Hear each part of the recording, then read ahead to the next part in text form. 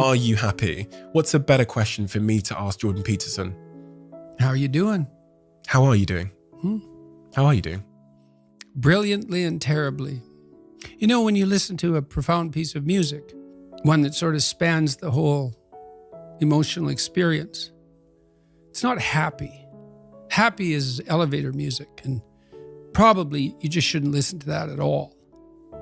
Right? And you think, why? Well, it's harmless, it's treacly, it's sweet, it's simple, it lacks depth, it's shallow, that's a problem.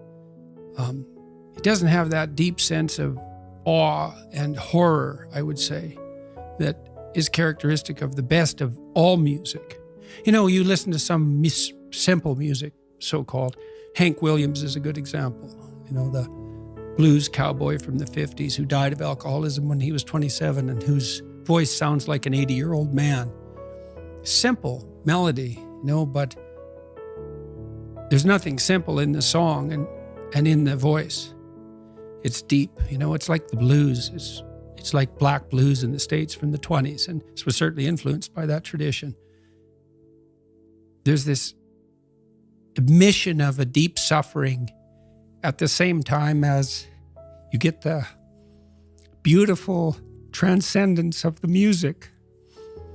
And that's meaning, you know, that's awful in the most fundamental sense, but you need an antidote to suffering, and it has to be deep. And you know, deep moves you tectonically, and it's not a trivial thing.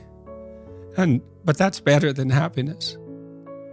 And maybe if you're lucky, while you're pursuing that and while you're immersed in it, you get to be happy, and you should fall on your knees and be grateful for that when it happens. You know, it's a gift. It really is a gift. And it comes upon you unexpectedly, your happiness, you know. But you aim to climb uphill to the highest peak you can possibly envision. And that's better than happiness. Why did you include terribly? Well, for example, now when I go, wherever I go in the world, people come up to me and they're usually, I wouldn't say they're happy to see me.